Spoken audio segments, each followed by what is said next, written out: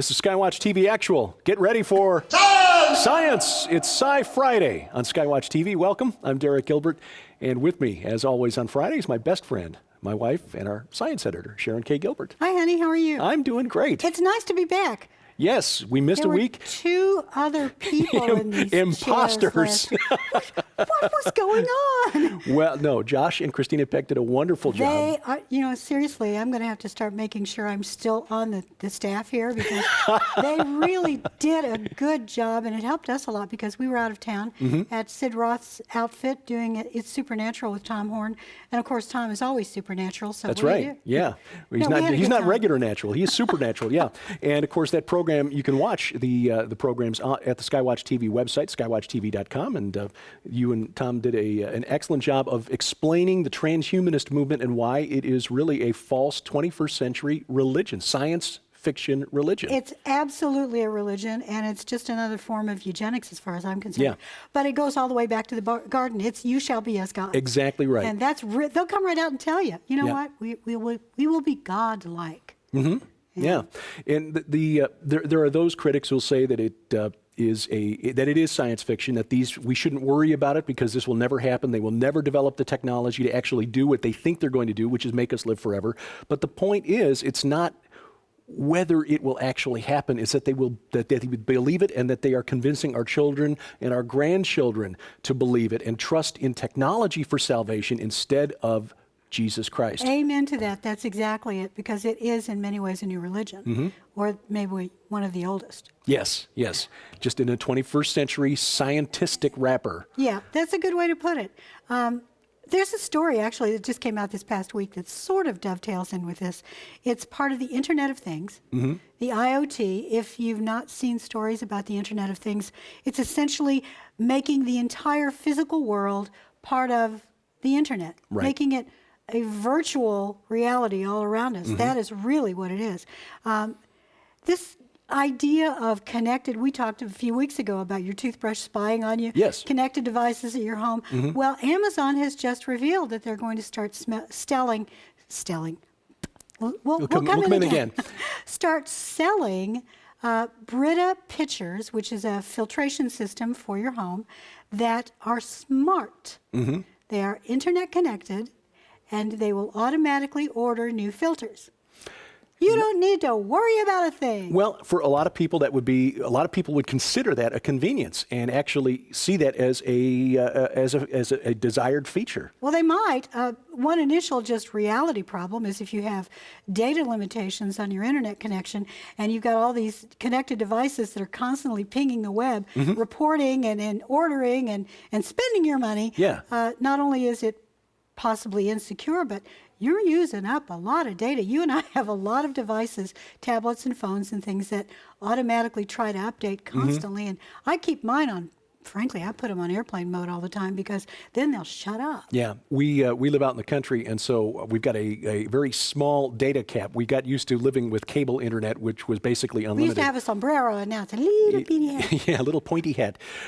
So that is one feature. But as you mentioned, the security aspect is another concern because as we talked about a few weeks ago, the manufacturers of these internet-connected devices for the Internet of Things are rushing to get them to market, and the corner that's being cut is security. And so while your laptop, your tablet, your phone may be secure, your toothbrush, your water filtration system, and the little device on your washing machine that automatically reorders detergent may not, and allow hackers to get into your system. But more than that, this is the internet-connected dream of the technocrats to create technocracy, which is a global system that requires lots and lots of data for scientists, engineers, and bureaucrats to control every aspect of our lives. And when you get that much data that's being collected, there has to be a way to sift through it effectively. A way to store it, which is what we saw. Was it Utah where the Utah Data Center? Yeah, massive new complex. But the funny I'm sure more are being built. Well, the funny thing about that is concerned as privacy advocates were about the National Security Agency being able to store data at the National Data Center, the Utah Data Center, the amount of data that the UDC is able to hold is only a fraction of the data that we're actually creating in any given year. Analysts inside the NSA say that it's like trying to get usable, actionable intelligence out of the data that is being collected, which, by the way, the Obama administration is getting ready to release new executive order that will expand the ability of the NSA to share raw data. In other words, no privacy concerns or privacy protection with other agencies like the Joint Counterterrorism Task Force, the FBI, local law enforcement, and so forth. But they say that trying to get actionable intelligence out of that flood of data coming in through email, cell phone connections, satellite transmissions, it's like trying to drink from a fire hose that's full open. So I don't think we need to worry as much about that as what this big data movement it really means. And I think, and I'll let you finish your thought because I want to take this in a slightly different direction we hadn't talked about before, but I think there's a spiritual component. I need to interrupt you just for a second Go because ahead. what you just said is I don't think we need to worry about it. I disagree because they are developing artificial intelligences that will be able to sift through all of that and report back on specific activities that they discover. Well, that's a good point. But I think even beyond that, I think, and I don't have any proof for this, but this is a theory, that the reason that we are seeing this push for big data, for everything to be internet connected, is less about, well, obviously, it's less about making our lives more secure and convenient than it is about tracking everything we do, which, of course, will be very useful to a future AI, future one world government, which is prophesied in the Bible, of course. Oh, yeah. But I think there's a religious component to this, too, because if you go back 100 years to the works of the Russian cosmists, and then their work, which was built upon by the Jesuit priest, Father Pierre Teilhard de Chardin. And I hadn't realized until talking to Chris Putnam about a year ago how important, well, 2 years ago, how important Teilhard is to the modern transhumanist movement, but also the modern New Age movement. But Teilhard was also called by some the father of the internet and is credited with being the first to use the term social network because he believed that all life on Earth increases in complexity, and the sum of our human interactions, our social networks, our friends, family members, colleagues, the things that we exchange with one another, ideas through face-to-face conversation, through telephone calls, letters, and so forth, is a network, what he called the noosphere, an interconnected web of human knowledge, which will grow in complexity until essentially it wakes up, which you put a science fiction spin on that, and then you've got Dr. Ray Kurzweil's singularity, technological singularity. So I think what they're trying to do, Christ exactly, idea. right, and we will all become as one, and all the dumb matter in the universe, including this desk, becomes a substrate on which we will be holograms, in a cosmic. Well, that's where it's all moving, and that's why we need to pay attention to stories about the Internet of Things. Right. Another story that I want to talk about actually works along with this. It's one of the big drives is not only we need to find a way to store information, but we need to find a way to create a new type of computer chip that is essentially one that will not require plugging in constantly or will last for a long time and can work with biological substrates. In other words, allow for the merging of biology and technology. Right. Just last week, while we were gone, there was a story. It's building living, breathing supercomputers. And it's a new supercomputer that the chip runs not on electricity, it runs on adenosine triphosphate. That's ATP. That's what we run on. Oh. Every cell in the mitochondria create ATP. It's like currency. It's like molecular currency. And every cell uses that to buy energy, to bring the energy into the cell. It drives a lot of the various cascades within a cell system. And it's a really wonderful design that our Lord God created. But again, they don't want to get their own dirt. They want to use God's. They're trying to find a way to use that same idea in a mechanism. In other words, they're trying to create life. They're trying to create life, but they want it to be their brand of life. Yes. They want to merge miry clay and metal. And that relates to something else that you were telling me about over the past week, that DNA, a new type of DNA, an artificially created DNA, Yes. using a metallic bond instead of a hydrogen bond? Using mercury, Yeah. an atom of mercury at the center. It basically, you understand DNA as two molecules that are twisted together. It's a double helix. So you've got the one side of the ladder, you might say, on one side, and the other side. What the rungs are consisted of are the bases, the nitrogenous bases: adenine, thymine, guanine, cytosine. They actually merge together. They connect chemically via hydrogen bonds. But these are very easily broken. If you get too warm, they can break. If you are in the wrong sort of chemical makeup, acid, there are a lot of things that will break it up. If you put a metal in the middle, it forms a different kind of bond.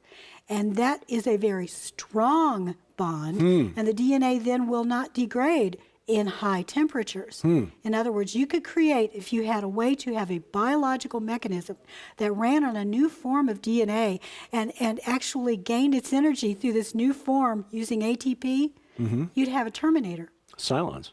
Yes, the Cylons. That is remarkable. I mean, think about that.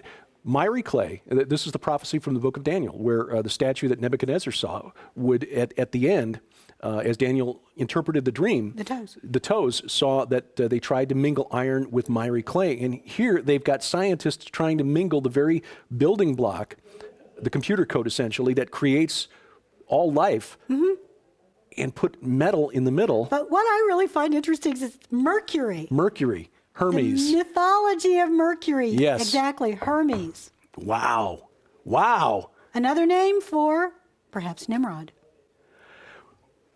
And you know, that is really interesting too, now that you think about it. A common theme in Sumerian art, and if Nimrod is to be found in the historical record, it would be in the period of time about 3500 BC, during the peak of the civilization of Uruk, which spread from southeast Iraq today, which, by the way, still bears the name of Nimrod's kingdom. Uruk, same thing. In the Bible, Erech, E-R-E-C-H. It spread into what is now southeast Turkey, up into Armenia, halfway across Iran.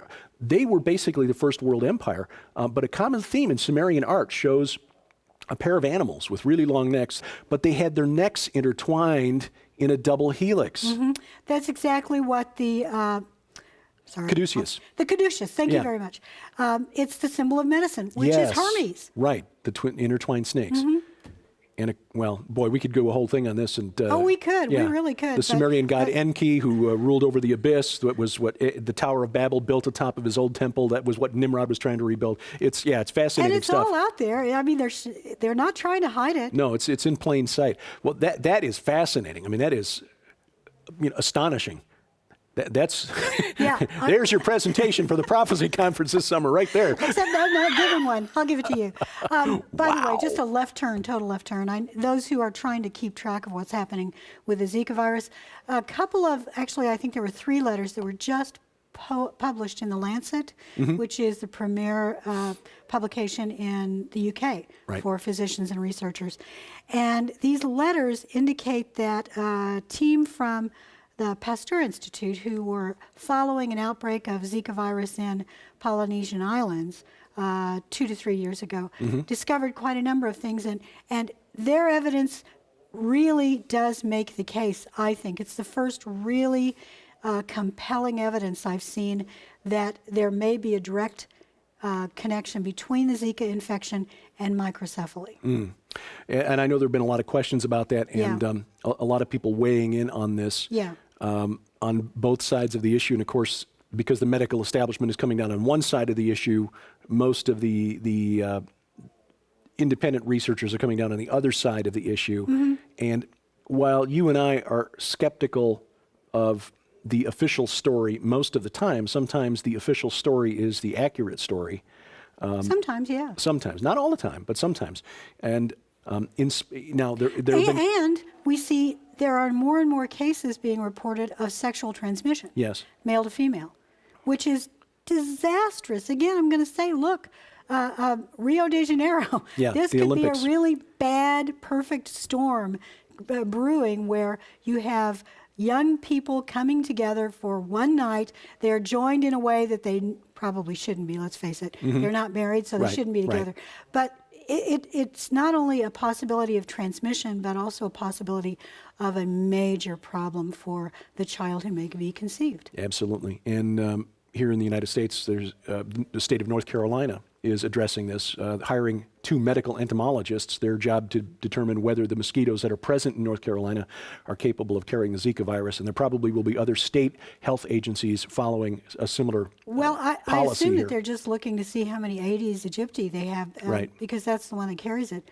According to the map that I looked at the CDC, yes, they have them. Well, it is a Even had it underlined. yeah, and they've got both of the main types of mosquito, biting mosquito. They're also the Aedes albopictus, which is the Asian tiger mosquito. Yeah, So, yeah. but yeah, And I the big imagine fear, because that one has a larger territory in the Right. U.S., the big fear is if that It becomes a spreads. carrier, that is a big problem. yeah, could well be. Well, I had one story I wanted to look at because I thought this was interesting. We're just finding out now from SETI, which is the Search for Extraterrestrial Intelligence. You know, frankly, they're going to be looking for a long time. They found another job that they are tackling on New Year's Eve over New Zealand. And let me show you the picture here. We'll put this up on the screen as I do this. Oh, yeah. There were some natural fireworks that accompanied the actual fireworks. Yeah, yeah. That's a really interesting photo. Yeah, a meteor shower that occurred over New Zealand caught astronomers by surprise because it had never been noticed before. I mean, most of the main meteor showers are tracked, and we can predict when they're going to come through the Earth's atmosphere because we're basically going through the trail of something. Astronomers have been tracking these for a long time. They can predict when they're going to show up again. These came out of nowhere. Well, not literally, but caught them by surprise is what I mean. Maybe they did. Maybe they came from another universe. Yeah, well, Josh Peck would know. yeah, he would know. So the folks at SETI are tasking their volunteers with searching the skies to find the parent body of these meteors because, again, these had never been seen before. They'd never been spotted on radar. They just suddenly in the sky, meteors, and pretty spectacular too. This was caught on a surveillance camera. So they want to find where these meteors came from, because if they're bits of debris of a larger body that we don't know about, this could indicate, according to SETI, that there is a new body that has entered the solar system. Asteroid or a comet. Or asteroid or comet without our knowledge. Now, there will be some who will take this information and see it as proof that Nibiru is coming and Planet X is coming, and they're saying, no, this is not that, but in all likelihood, it is perhaps a comet that has changed orbit somehow and is now possibly coming this way. I mean, if the bits and pieces are coming through Earth's atmosphere and there's a bigger chunk behind it somewhere crossing Earth's orbit, we should know about it. At this point, they're still looking, so there's nothing to be concerned about that we know of at this time, but I just thought Chief that was... Wiggum comes in. All right, move along. Nothing to see here. So we shall see. It may just be, for whatever reason, a random stream of dust particles that came through the atmosphere. But again, SETI turning their telescopes to the sky to try to find what gave birth to these meteorites. Well, let's end on a space note, because I saw a story this morning that scientists are now of the belief that Mars at one time had a major volcanic eruption that caused it to flip. Yeah, tilted by 20 to 25 degrees. Yeah. Well, and they're saying it happened a long, millions or billions of years ago. It's possible. There's an interesting scripture in the Bible, and I wish I had it in front of me, but it talks about Rahab. And there is a theory that there may have been another planet out there that was destroyed and became what we call the asteroid belt. That major collision may have destroyed or altered Mars, which at one time, who knows, maybe it had some sort of life on it. Well, that's an interesting... Not the kind, not Martians. And not life that as we know it, guy. Jim. No, that is an interesting... He's dead, Jim. Just let it go. Interesting speculation. There's a physicist out there whose work I was recently introduced to, named Barry Setterfield. Oh, yeah. Who is a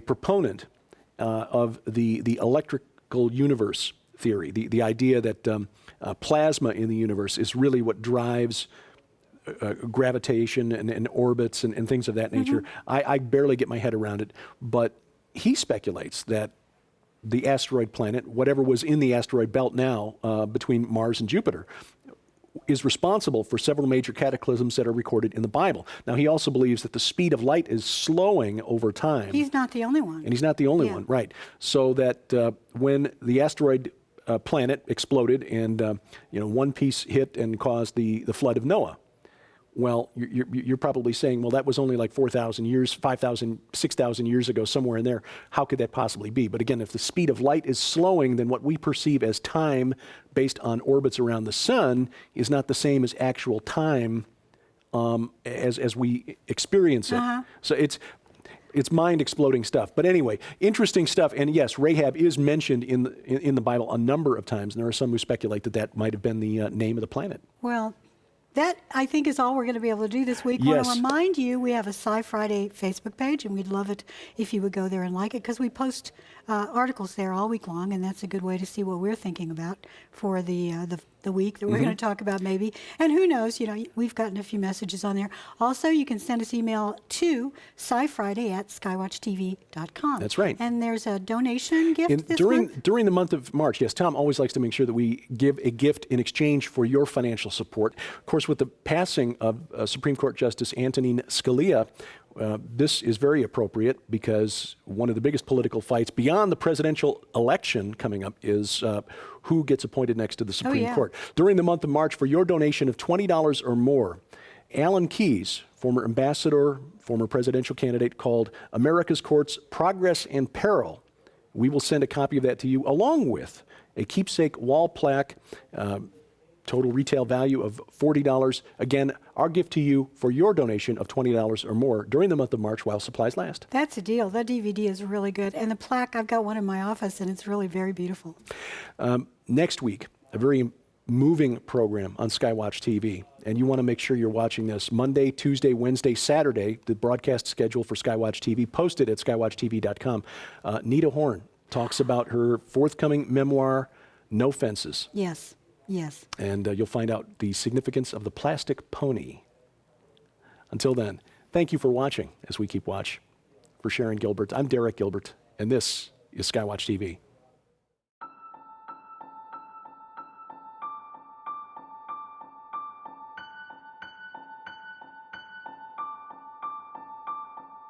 From the time she was little, Nita dreamed of horses. Every childhood fantasy rode on the back of a heroic white steed, coming to save the day. I don't know how long I've had this love in my heart for horses. It's just always been there. And when we were little girls, my sister and I would play all day long. I was always the white horse and she was always the little pink pig.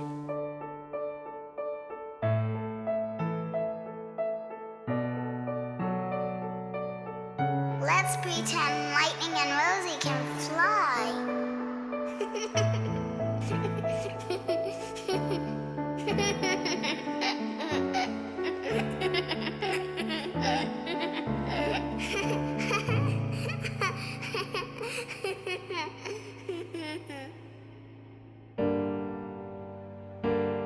But everything changed in a heartbeat.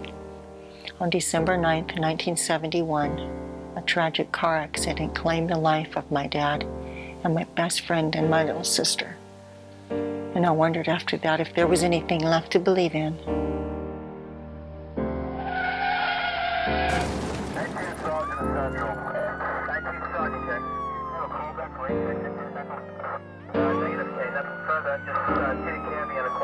Move aside, let the ambulance through. Please move aside. As a child of 13, I felt like I had lost practically everything. And I wondered, is this it? I mean, where do I go from here?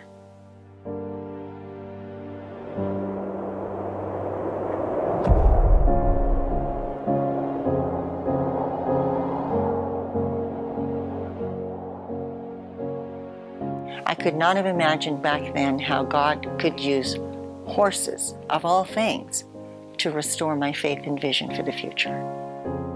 Starting April 19th, get your copy of Nita Horn's inspirational new book, No Fences, and learn for the first time her amazing story of loss, survival,